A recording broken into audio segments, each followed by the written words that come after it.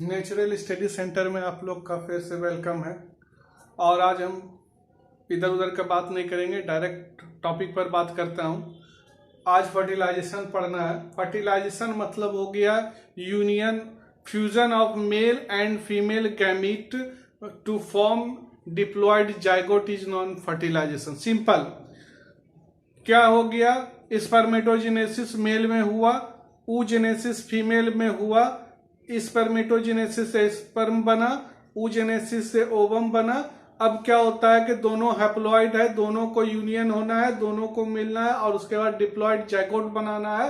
This process is known as the fertilisation. That means के fusion of male and female haploid gamete to form diploid gamete is known as the fertilisation.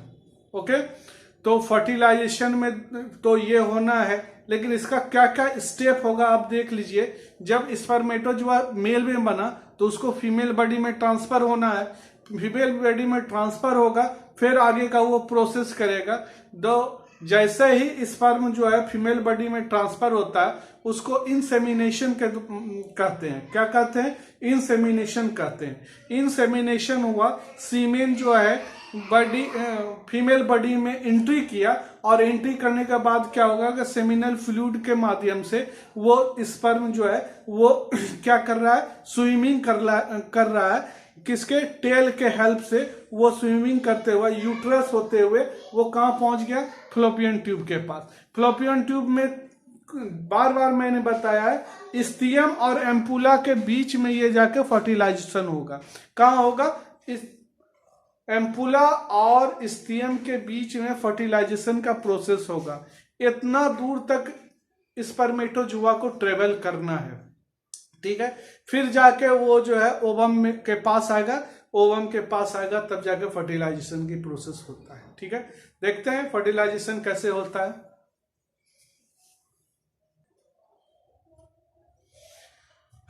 तो ये fertilisation का process है।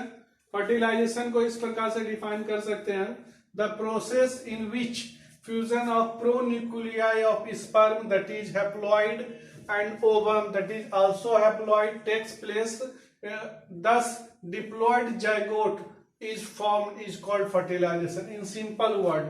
ये आप spermatozoa को देख रहे हैं, स्पर्म ये है 2n 1n मतलब में के हैप्लॉइड हो गया। ये ओवम देख रहे हैं, ये भी n दैट इज जो है n इज इक्वल टू 23 और ये जो दोनों को मिलने के बाद फ्यूजन के बाद क्या बन गया?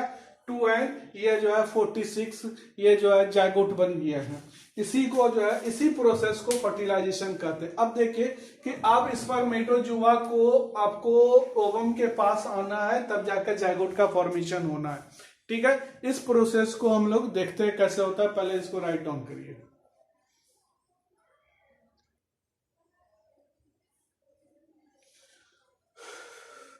ये जो है फर्टिलाइजेशन का प्रोसेस जो है इस 4 स्टेप में होता है। आप देख लीजिए ये 4 स्टेज है।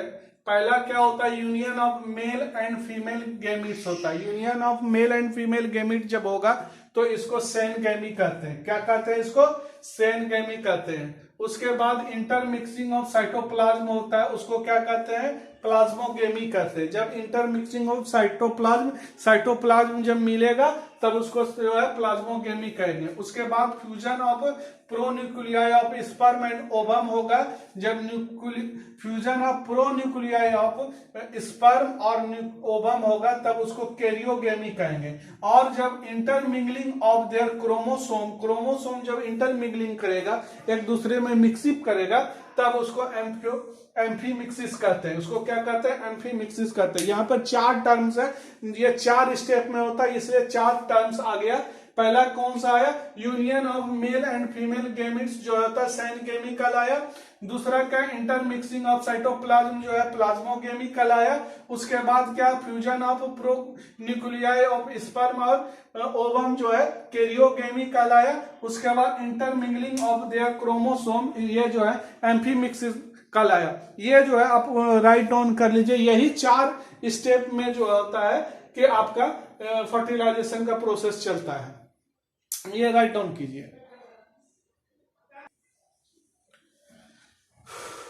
मैकेनिज्म जो है आपको पता होगा कि फर्टिलाइजेशन का मैकेनिज्म यही 4 स्तंभ पर खड़ा है। कौन कौन स्तंभ है? तो ये जो है पहला है कि अप्रोच करेगा। कौन अप्रोच करेगा? स्पर्म करेगा ओवा तक, स्पर्म जो है ओवा तक पहुंचेगा। दूसरा क्या काम करेगा? फिर पेनिट्रेशन ऑफ स्पर्म किसमें पेनिट्रेट करेगा? ओवा में पेनिट्रेट करेगा। तीसरा जो है उसके बाद कॉर्टिकल रिएक्शन होना है, कॉर्टिकल रिएक्शन होगा। चौथा फिर जो है गैमीट का न्यूक्लियाई का फ्यूजन होना है। तो पहला क्या होगा कि पहला जो होगा इसमें कि स्पर्म को पहुंचना होगा ओवा के पास। दूसरा जो है जैसे ही स्पर्म ओवा के पास पहुंचा, दूसरा जो है कहानी होगा कि वो स्पर्म पेनिट्रेट करेगा ओवा में। तीसरा काम क्या करेगा कि कॉर्टिकल रिएक्शन होगा। चौथा जो होता है फ्यूजन होगा। तो यही 4 स्टेप में आपका जो है फर्टिलाइजेशन की पूरा प्रोसेस समाप्त हो जाती है। राइट डाउन कीजिए।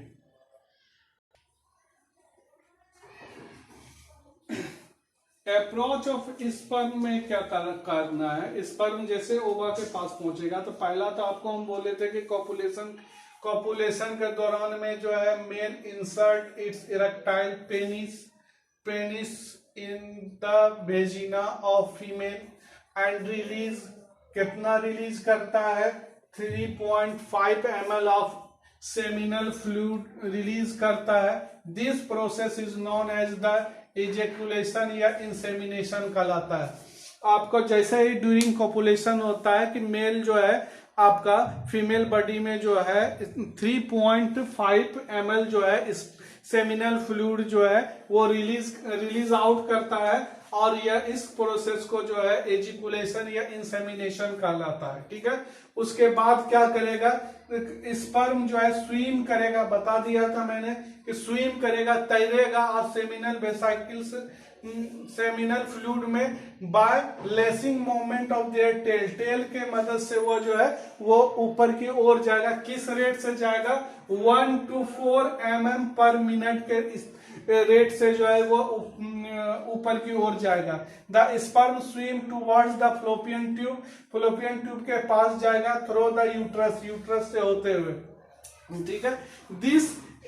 This is aided by aspiratory action of uterus and peristaltic movement of fallopian tube. 2 action होगा। एक एक्शन जो है एस्पिरेटरी एक्शन है यूट्रस का, दूसरा पेरिस्टाल्टिक एक्शन है किसका? फ्लोपियन ट्यूब का। ये दोनों भी उसको जो है हेल्प करेगा ऊपर की ओर जाने में। ठीक है। इस तरीका से जब वह फ्लोपियन ट्यूब में चला जाता है तो उसको फ्लोपियन ट्यूब तक जाने में लगभग 5 से 6 घंटा तक लगता है, 5 to 6 आवर लगता है। मैंने बार बार आपको बता दिया था कि आपका जैसे ही इंसेमिनेशन होगा या एजिकुलेशन होगा वह जो है कहाँ होगा? वेजिनल पार्ट में होगा। वह वहां से जो है वेजिनल पार्ट से वह यूट्रस की ओर जो है स्विम करेगा, और बाय लेसिंग मोमेंट जो होगा टेल का, उसके माध्यम से वो अंदर की ओर जाएगा फ्लोपियन ट्यूब की ओर। अब फ्लोपियन ट्यूब के पास जैसे ही पहुंचेगा, कहाँ पे? एम्पुला और एस्टियम के पास उसको जाना है। एम्पुला और एस्टियम के पास जाएगा तभी तो वहां पर एक्शन होगा, और वहां तक जाने में 5 से 6 घंटा लगता है, 5 to 6 आवर लगता है। ठीक है। चलिए राइट डाउन कीजिए। ये डायग्राम को तो आप देख रहे होंगे, ये जान रहे होंगे। जब मैंने आपको फीमेल जेनेटल ट्रैक के बारे में मैंने जब पढ़ाया था, जब बताया था, तो उसमें ये स्ट्रक्चर के बारे में जरूर आप फैमिलियर होंगे। इस पार्ट को तो ओवरी कहते हैं, ये तो सब जानता है। ओवरी में जब ओवरी से जब ये निकला, क्या निकला भाई? तो ये निकल गया आपका ओवम। ओवम निकल गया। ओवम निकल जाएगा तो कहाँ निकला ओवम? ओवम जो निकला है ये निकला है सीलोम में। कहाँ निकला है? सीलोम में निकला ओवम। सीलोम में जब ओवम निकला है तो यहाँ पर से ये ट्रेवल करेगा सिलियरी मूवमेंट के कारण जो है ये आ जाएगा, फिमरी से होते हुए इनफंडिबुलम में चला जाएगा। फिमरी से होते हुए कहाँ चला गया? इनफंडिबुलम में चला गया। इनफंडिबुलम से होते हुए कहाँ चला गया? एम्पुला में चला गया। एम्पुला में जाने के बाद यहाँ पर आकर ये क्या करता है? रुक जाता है। स्तमस्त के पास ये रुका हुआ रहता है। कहाँ पर रखता है? स्तमस्त के पास जाकर रुका हुआ रहता है। और ये जो बीच का पार्ट आप देख रहे हैं ये यूट्रस का पार्ट है। यूट्रस में जो है आपका 3 होता है, लेयर होता है। बाहरी लेयर को पेरीमेट्रियम कहते हैं, बीच वाले को मायोमेट्रियम कहते हैं, अंदर वाले को इंडोमेट्रियम। इंडोमेट्रियम का ही बेसिकली यूज होता है। इंडोमेट्रियम में जो है ये ग्रास नुमा स्ट्रक्चर बना हुआ रहता है। ये ग्रास नुमा स्ट्रक्चर से होते हुए ये ग्रास नुमा स्ट्रक्चर होता है, चूंकि इसमें जो है इस ओवरी को जो है, ओवम को जो है यहाँ आके इम्प्लांटेशन करना है। क्या करना है? इम्प्लांटेशन करना है। अब आप देखिए कि ड्यूरिंग इंसेमिनेशन कहाँ सेमिनल फ्लूइड आ गया, यहाँ पे क्या आ गया, यहाँ पे सेमिनल फ्लूइड विद क्या आ गया, विद स्पर्म आ गया, यहाँ पर आपका आ गया। अब जो है यहाँ पर से ये ट्रेवल कर रहा है, क्या ट्रेवल कर रहा है, आपका स्पर्म जो है यहाँ पर से ट्रेवल करते हुए कहाँ जा रहा है, किस स्पीड से ट्रेवल कर रहा है, 1 to 4 mm पर मिनट जो है आपका ये ट्रेवल कर रहा है। और ट्रेवल करने के बाद ये कहां पर आ जाएगा, इस्थिमस और एम्पुला के बीच में आ जाएगा, जहां पर क्या आपका ये ओवम रिलीज होकर वेट कर रहा है। और यहां पर जो है ये क्या होगा, ये जो आया स्पर्मेटोजुआ, यहाँ पर स्पर्मेटोजुआ उसका वेट करेगा। जैसे ही स्पर्मेटोजुआ वहां पर क्या करेगा, जैसे ही ओवम को टच करेगा वहां पर एक रिएक्शन शुरू होगा, केमिकल रिएक्शन। बोलेगा देखे ऐसे होता क्या है कि कोई भी बाहरी आदमी एंट्री नहीं कर सकता घर में, एक चाबी की जरूरत होता है, चाबी तो सभी के पास रहता है। तो वहां पर क्या कहता है, ओवम जो है एक अपना आई कार्ड बनाया हुआ है। उस आई कार्ड को जो है दूसरे पार्टी के पास भी आई कार्ड होना चाहिए, सेम आई कार्ड होना चाहिए। जब तक दोनों आई कार्ड नहीं मैच करेगा तो वो एंट्री पा ही नहीं सकता। उस आई कार्ड रिएक्शन को हम क्या कहते हैं कि फर्टिलाइजिंग और एंटी फर्टिलाइजिंग रिएक्शन होता है। तब जाके वहां पर क्या बोलता है कि ओके चलिए आप जो है इंडिया का आदमी है, आप इंडिया में घुस सकते हैं, प्रवेश कर पा सकते हैं, इसलिए यहाँ पर जो है आप एंट्री पा सकते हैं। ठीक है, तो उसके लिए एक आई कार्ड की आवश्यकता होती है। तो आई कार्ड वहां पर कौन सा हो गया, फर्टिलाइजिंग, और दूसरा के पास क्या है, एंटी फर्टिलाइजिंग। दोनों मैच किया, उसके बाद क्या हो गया, वो ताला खुला और उसमें अंदर में एंट्री करा। जैसा ही एंट्री करता है उसके बाद उसमें जो है ओवम में कॉर्टिकल रिएक्शन होने लगता है। कॉर्टिकल रिएक्शन जैसे होगा उसमें विभिन्न प्रकार का ग्रेन्यूल्स बन जाएगा। ग्रेन्यूल्स बनने के बाद एक मोटा दीवार बन जाता है कि उसमें और कोई भी व्यक्ति एंट्री नहीं पा सकता है। इससे पॉलीस्पर्मी का कंडीशन होने से बच जाता है। ठीक है, इस फिगर को एंट्री कीजिए, इस फिगर को राइट डाउन कीजिए। देखिए अभी जो मैंने बताया था बस उतने से ही काम करना है कि जैसे ही आपका ये स्पर्म जो आया, ठीक है, स्पर्म आया कहां पे, ओवम के पास आया। तो ओवम सेक्रेट किया, क्या केमिकल सेक्रेट किया, एक फर्टिलाइजिंग। एक आई कार्ड तो ये हो गया फर्टिलाइजिंग, और दूसरा जो आपका एंटी फर्टिलाइजिंग किसके पास है, स्पर्म के पास है। ठीक है, तो दोनों मिलके एक रिएक्शन कर लिया, फर्टिलाइजिंग और एंटी फर्टिलाइजिंग रिएक्शन हो गया। और इसी फर्टिलाइजिंग और एंटी फर्टिलाइजिंग रिएक्शन के कारण जो है क्या हो गया, पॉलीस्पर्मी प्रिवेंट कर गया, रुक गया। यही जो है मेन मकसद है कि पॉलीस्पर्मी ना हो जाए, इसके लिए फर्टिलाइजिंग और एंटी फर्टिलाइजिंग रिएक्शन होता है। अब होता क्या है कि जैसे ही स्पर्म स्विम करना शुरू किया, तो आपका कहां पर वेजिनल पार्ट से चला गया यूट्रस, यूट्रस से चला गया कहां पे, यूट्रस से चला गया फलोपियन ट्यूब। उस दौरान में जो है बहुत सारा स्पर्म जो है डेथ कर जाता है, मर जाता है, उसकी संख्या कम हो जाती है। देखिए to thin out the number of sperms, number of sperm क्या हो गया, कम हो गया। The ovum secretes chemical substance known as fertilising, fertilising जो है सब्सटेंस जो है सेक्रेट करने लगता है, which has a number of spermiophilic site, एक spermiophilic site on the surface where sperms of specific type can bound by their anti-fertilizing site।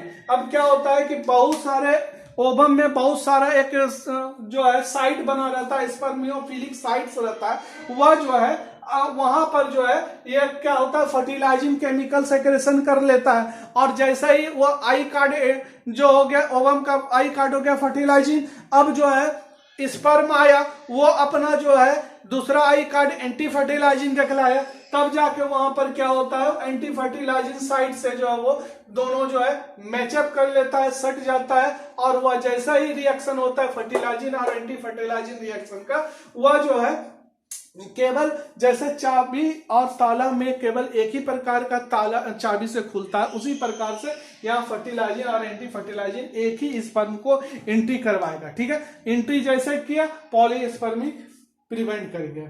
ठीक है, इसको राइट डाउन कीजिए।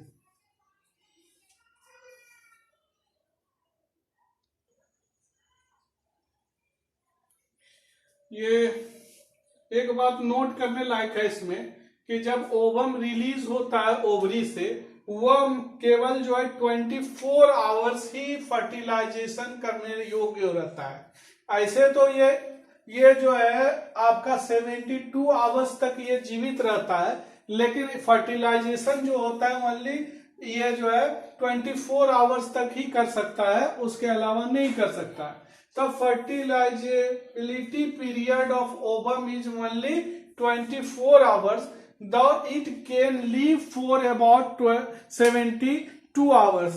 मतलब में कि आप जो है 24 आवर्स तक ही फर्टिलाइजेशन ओवम कर सकता है और 72 आवर्स तक ये जीवित रहता है। ठीक है, दूसरा पॉइंट हो रहा था कि पेनिट्रेशन ऑफ स्पर्म कैसे होगा।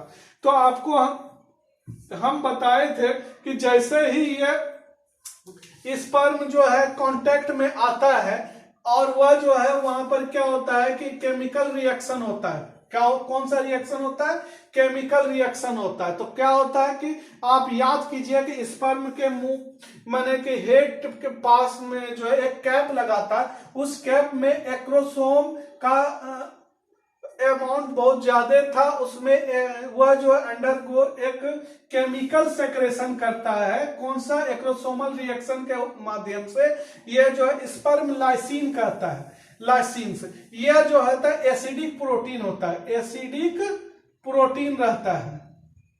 यह याद रखिएगा, यह स्पर्म लाइसिन क्या है, यह जो है एसिडिक प्रोटीन है, जो कि क्या करता है, जैसे ही कांटेक्ट में आता है, जोना पेलुसिडा के कांटेक्ट में आता है, वहां पर जो है यह स्पर्म लाइसिन जो है डिसॉल्व करने लगता है। किसको डिसॉल्व करेगा, एक इनवेलप को जो है, एक में जितने भी लेयर्स था सबको डिसॉल्व करने लगा, और एक पाथ बना दिया जिसको कि हम लोग कॉपुलेशन पाथ कहते हैं। वो पाथ के माध्यम से जो है आपका स्पर्म का न्यूक्लियस और मिडिल पीस ही एंट्री कर पाता है। टेल जो होता है वो समाप्त हो जाता है, कटकर खत्म हो जाता है। ठीक है, इसी को जो है हम लोग को राइट डाउन करना है। देखिए क्या लिखा क्या है, sperm generally comes in contact with ovum.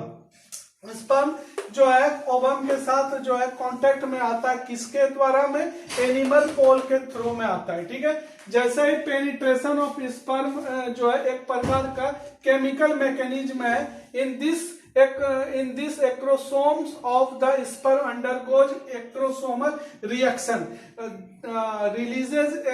Releases क्या करता है भाई, तो स्पर्म लाइसिन रिलीज करता है when comes in contact with zona pellucida. Zona pellucida के कांटेक्ट में जैसे आता है तो स्पर्म लाइसिन जो है ये क्या करता है, स्पर्म लाइसिन ये रिलीज करता है, और यह स्पर्म लाइसिन डिसॉल्व करता है इनवेलप्स को locally and make path for the penetration. ठीक है, ऑफ स्पर्म, और sperm nucleus and middle piece enter into the ovum. याद रखिएगा, ये ऑब्जेक्टिव में हमेशा पूछता है कि कौन सा पार्ट ही एंट्री करता है, तो बस मिडिल पीस और न्यूक्लियस ही एंट्री करता है। ठीक है, राइट डाउन कीजिए।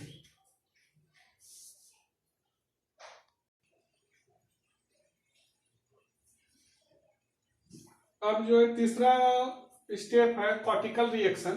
कॉर्टिकल रिएक्शन में हमने बता दिया था कि जैसे ही पेनिट्रेशन करता है, पहले स्पर्मेटोजोआ ओवम के पास जैसे ही टच करता है, वहां पर जो है फर्टिलाइजिन और एंटी फर्टिलाइजिन का रिएक्शन होता है, और जैसे ही फर्टिलाइजिन और एंटी फर्टिलाइजिन का रिएक्शन होगा, वहां पर क्या होगा, कॉर्टिकल ग्रेन्यूल्स अपीयर होने लगेगा। क्या होने लगेगा वहां पर, कॉर्टिकल ग्रेन्यूल्स अपीयर होने लगेगा। ये देखिए कॉर्टिकल ग्रेन्यूल्स अपीयर होने लगेगा होगा एग में, और ये पहले नहीं होता था, लेकिन जैसा ही टच करेगा वहां पर जो है कॉर्टिकल ग्रेन्यूल्स बनना शुरू हो गया, और वेटेलाइन मेम्ब्रेन जो था वो वहां पर डिसअपीयर होने लगा, स्टार्ट लिफ्टिंग करने लगा, और वहां पर कॉर्टिकल स्पेस बना दिया।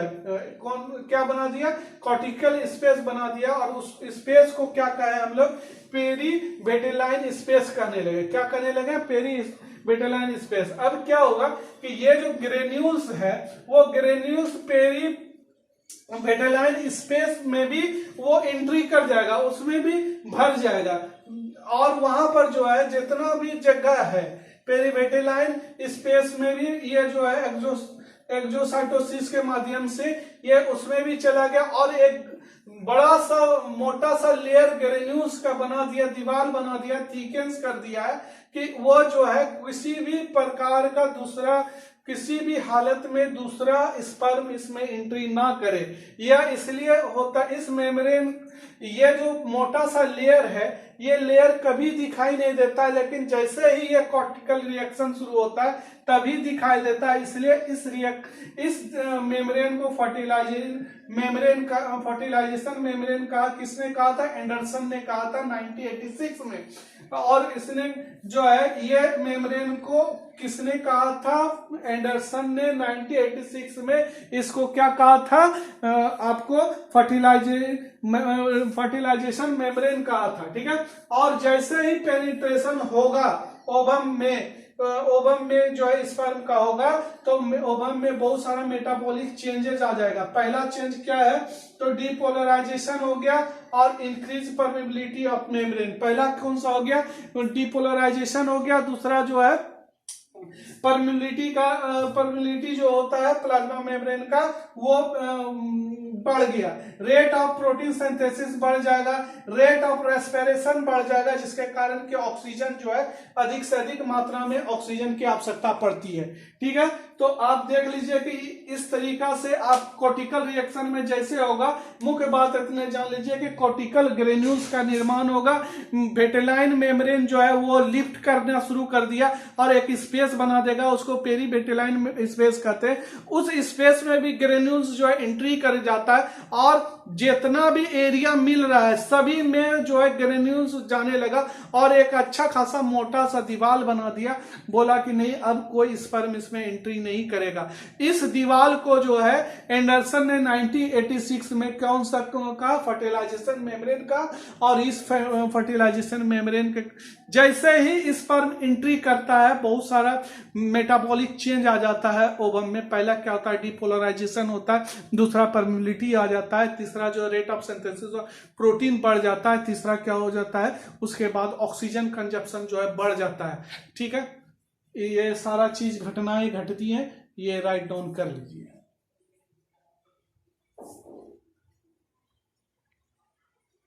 लास्ट स्टेज है fusion of gametic nuclei. Gametic nuclei को जो फ्यूजन होगा, जैसे ही पाथ बना वो जो है स्पर्म जो है उसके अंदर गया। स्पर्म में कौन कौन सा पार्ट जाएगा आप पहले बताइए।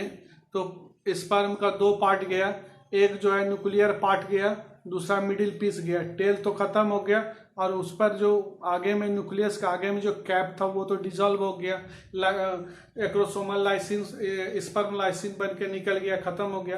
तो 2 भाग गया, न्यूक्लियस भाग और आपका मिडिल पीस। तो मिडिल पीस में कौन सी था? सेंट्रियोल था और माइटोकॉन्ड्रिया था।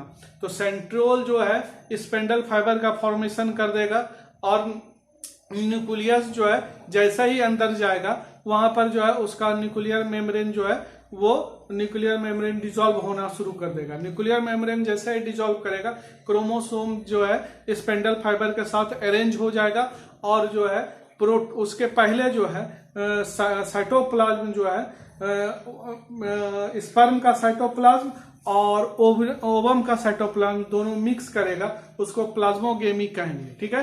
पहला क्या कंडीशन हुआ? दोनों का साइटोप्लाज्म मिला तो उसको प्लाज्मोगेमी कहें।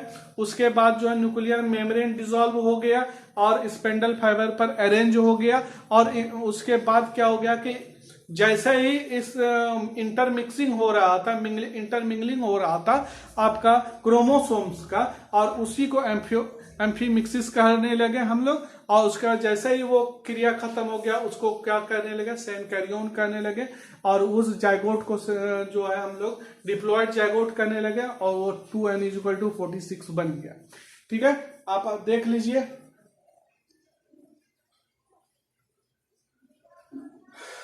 आइए देखें, वही चीज हमने यहाँ पर राइट डाउन कर दिया है। इनसाइड ओवम के अंदर sperm nucleus takes a definite path called copulation path. कौन सा पाथ कहलाया था? Copulation path. Centriole of the middle piece of the sperm form spindle. यही बोले थे, स्पेंडल बना दिया। The nuclear membrane of the genetic या gametic nuclei degenerate and two set of chromosome initially lie on two poles of the spindle, but later these chromosomes mix up and the process is called amphimixis. यह process क्या कहलाया? Amphimixis कहलाया। और fertilised egg is now called zygote, while the zygote nucleus is called the syncyrion, having two set of chromosome, that means कि 2n=46 chromosomes. ठीक है, इसको write down कर लीजिए। अभी देखता हूं कि फिगर में आपको डायग्राम, ये वेरी वेरी इंपॉर्टेंट हो जाएगा कि डायग्राम में आपको टोटल समझा देता हूं कि कैसे कैसे घटना घटा। इसको पहले राइट डाउन कर लीजिए।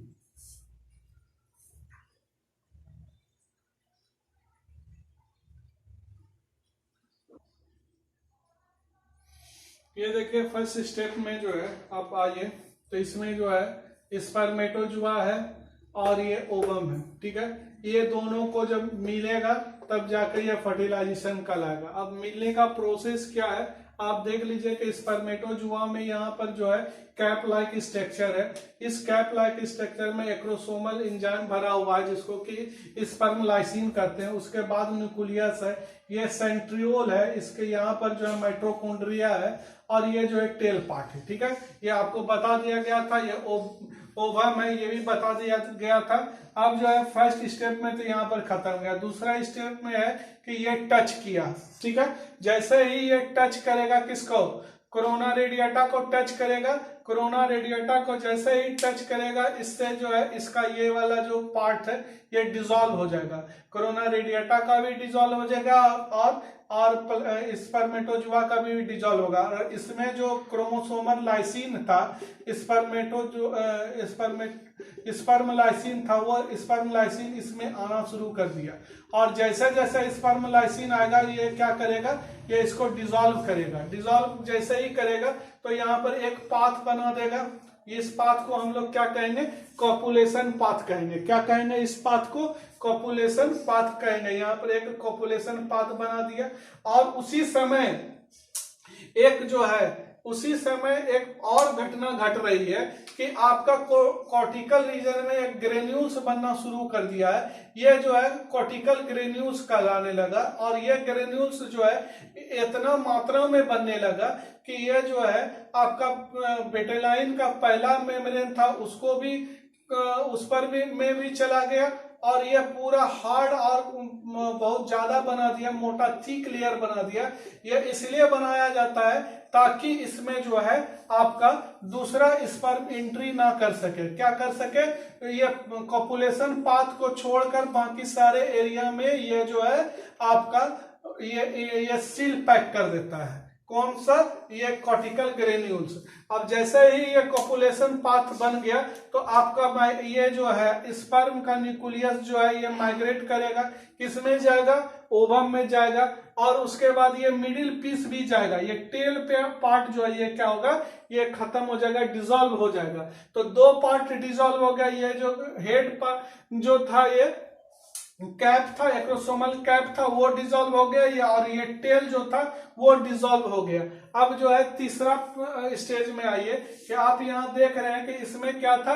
एक स्पेंडल फाइबर, एक यहाँ पर सेंट्रियोल यहाँ पर था, और नेक के पास दूसरा टेल के पास सेंट्रियोल था। तो दोनों सेंट्रियोल दो स्पेंडल फाइबर बना दिया, दो स्पेंडल बना दिया। और जो है ये आपका जो है स्पर्म का न्यूक्लियस, ये जो है आपका ओवम का न्यूक्लियस, दोनों आ गया इसमें, ओवरी में, ओवम में आ गया। जब ओवम में आ गया तब अब क्या करेगा कि धीरे धीरे इसका प्लाज्मा मेम्ब्रेन जो है वो डिसॉल्व करना शुरू करेगा। इसका प्लाज्मा मेम्ब्रेन जो है डिसॉल्व करना शुरू करेगा। जैसे ही डिसॉल्व करेगा तो उसका क्या होगा कि ये जो है आपका एक क्रोमोसोम इसका निकल जाएगा। क्रोमोसोम निकल के अरेंज हो जाएगा। एक जो है एक स्पेंडल फाइबर पर चला जाएगा, दूसरा जो दूसरे पोल पर जो है स्पेंडल फाइबर के साथ जो है अरेंज हो जाएगा। और अरेंज होने के बाद दोनों जो है इंटरमिंगलिंग करेगा, इंटरमिक्सिंग करेगा। जैसे ही इंटरमिक्सिंग करेगा तो वहां पर ये क्या बना देगा, जाइगोट बना देगा, जाइगोट बना देगा। ये जाइगोट 2n = 46 हो जाएगा। अब क्रोमोसोम की संख्या कितना होगी, 46 हो गया। इसी प्रोसेस को, ये जो टोटल ABCDE तक है 5 स्टेज है, इसी 5 स्टेज में फर्टिलाइजेशन का पूरा प्रोसेस समाप्त हो जाती है। ठीक है, इस प्रकार से ये जो है आपका फर्टिलाइजेशन समाप्त हो गया। और आप लोग जो है घर पर रहिए, सुरक्षित रहिए, आप पूरा पढ़ाई कीजिए और ये फिगर के साथ आप जो है उसको एनालिसिस कीजिए। हाँ, ऑब्जेक्टिव की बात, जहां तक की बात है, अभी मैं डिस्क्रिप्टिव पढ़ा रहा हूँ।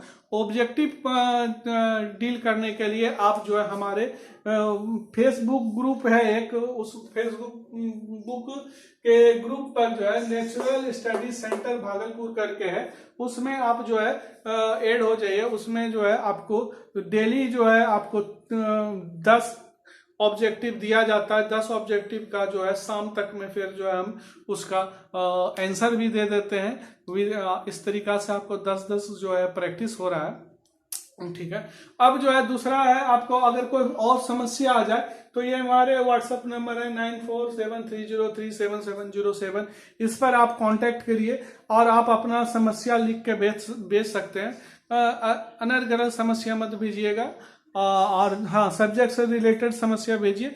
हाँ, जितना भी बच्चे हैं आपके फ्रेंड हैं, अगर घर पर हैं कहीं पे, तो उनको प्लीज प्लीज प्लीज ये वीडियो और ये मैसेज कॉन्वे कर लीजिए कि क्लास स्टार्ट है, क्लास चल रहा है और एग्जाम का प्रिपरेशन भी हो रहा है। अगर आप डिले करेंगे तो आप ही घाटे में रहेंगे।